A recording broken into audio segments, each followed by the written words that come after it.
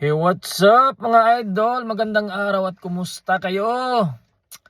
Mukhang iiyak na naman yung mga haters ni Casimero ngayon mga idol, no? Kasi sa kabila ng pagbubunyi nila kahapon, talagang sobrang saya nila dahil syempre natalo si Cuadro Alas. At yun naman, ikakasaya nila yun dahil yun ang gusto nila matalo si Casimero Matalo daw sa walang pipitsuging boksingero.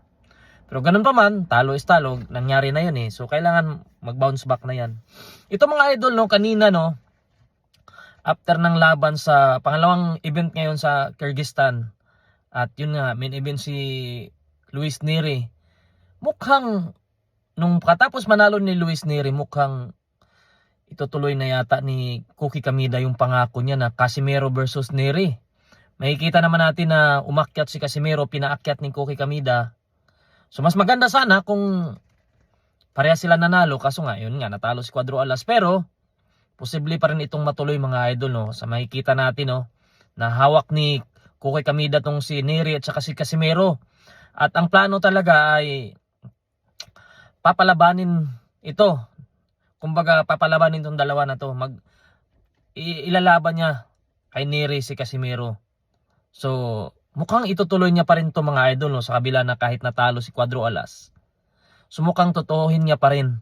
Siguro nakikita ko dito kapag wala silang makitang world title fight kay Luis Nery. Tingin ko, syempre, pag wala kang world title fight, ayun naman mabakante ni Nery niyan. Tingin ko ito na yung chance ni Casimero na pwede pa rin siyang ilaban doon kay Luis Nery.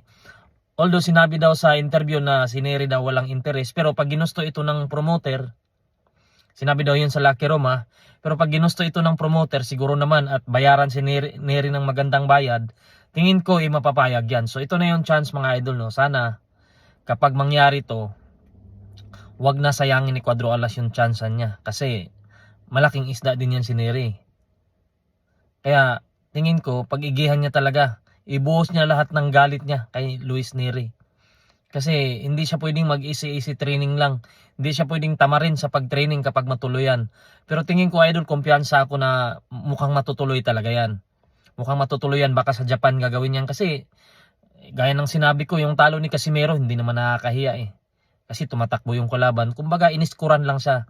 So hindi naman talaga nakakahiya ng knockout na talagang bugbog sarado, knockout, no match. Kumbaga nautakan lang naman siya kahapon kaya natalo siya.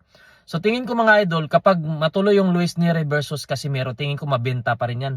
Lalo kung sa Japan gagawin dahil controversial parehas pa yung mga boksingero na yan sa Japan Habang mainit pa siguro, tingin ko pwede pang ituloy yan. At yun ang nakikita ko kasi kung wala nang balak si Kamida, bakit niya pa pinaakyat si Casimero kanina after ng event, diba? So ibig sabihin, nandun pa rin yung balak niya.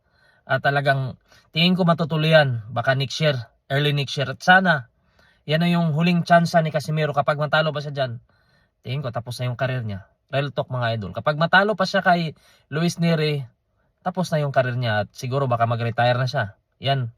Kaya, mga kay Casimero, kapag matuloy yung laban na yan, ibuhos niya na lahat. Kumbaga, wala na siyang itira. Ibuhos niya na dahil yan na yung huling sayaw niya.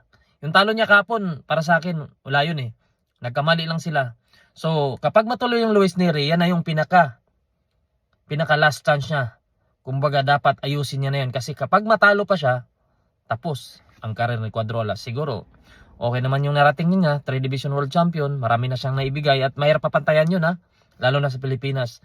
Isang world title nga lang napakahirap kunin Kaya mga idol, sana matuloy talaga yung laban na yan. At mukhang itutuloy ni Cookie Kamida mga idol.